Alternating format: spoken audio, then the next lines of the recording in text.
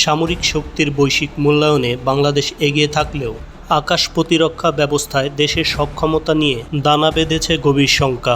সামরিক শক্তি বিশ্লেষণকারী website global fire পাওয়ারের 2024 সালের সর্বশেষ তালিকায় বাংলাদেশ রয়েছে 35তম স্থানে। সাম্প্রতি বিশ্ব পরিস্থিতি যেমন ইরান ইসরায়েল দ্বন্দ্ব, রাশিয়া ইউক্রেন যুদ্ধ এবং ভারত পাকিস্তানের আকাশভিত্তিক সংঘাতে বাংলাদেশের আকাশ প্রতিরক্ষার দুর্বলতা নতুন করে আলোচনায় এসেছে। ইরান ইসরায়েলের 12 দিনের যুদ্ধে ইরান ছুড়েছিল 532টি মিসাইল, এর মধ্যে মাত্র 42টি ইসরায়েলের ভূমিতে আঘাত হানে। ইসরায়েলের শক্তিশালী আকাশ প্রতিরক্ষা ব্যবস্থা বাকি মিসাইলগুলো আকাশেই ধ্বংস করে দেয়। ইউক্রেনও প্রতিনিয়ত রাশিয়ার শক্তিশালী মিসাইল আক্রমণকে আকাশেই প্রতিহত করছে।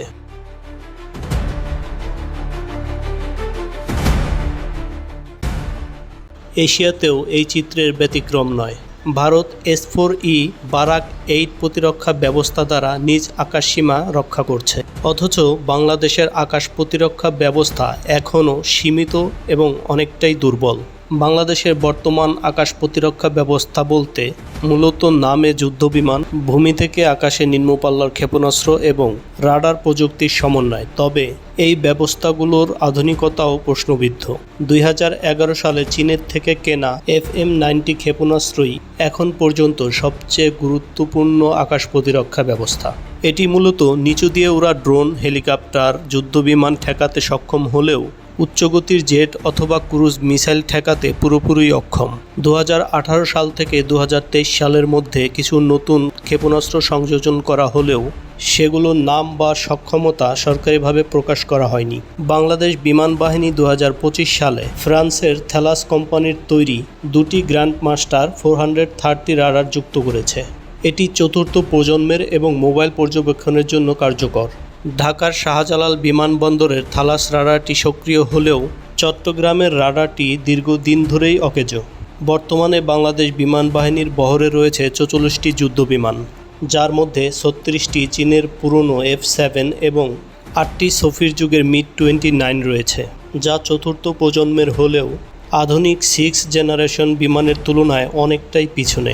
প্রশিক্ষণ বা হালকা আক্রমণে ব্যবহারযোগ্য Yak-30 রয়েছে 14টি।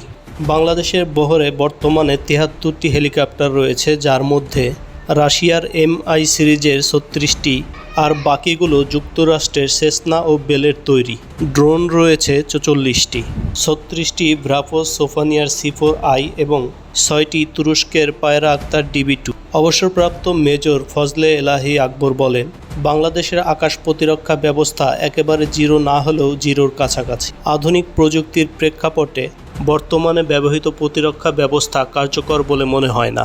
তিনি মনে করেন, প্রতিরক্ষা ব্যবস্থার সৌন্দর্য প্রদর্শনীর চেয়ে বাস্তব সক্ষমতায় বিনিয়োগ জরুরি।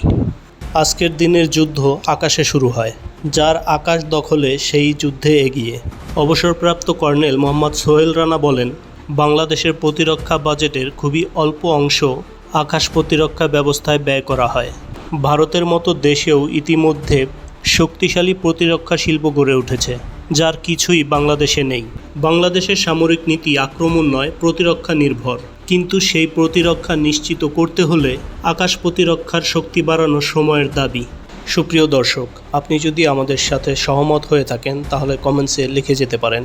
ভিডিওটি ভালো লাগলে একটি লাইক করে দেবেন এবং আপনার কাছের মানুষের সাথে শেয়ার করে দেখার সুযোগ করে দেবেন। আপনি কোন দেশের কোন জায়গা থেকে এই মুহূর্তে আমাদের ভিডিও দেখছেন কমেন্টসে লিখে দিবেন, এতে আমরা নতুন ভিডিও বানাতে অনুপ্রাণিত হই। চ্যানেলে নতুন দর্শক হয়ে থাকলে সাবস্ক্রাইব করুন এবং ফলো করুন আমাদের ফেসবুক পেজ।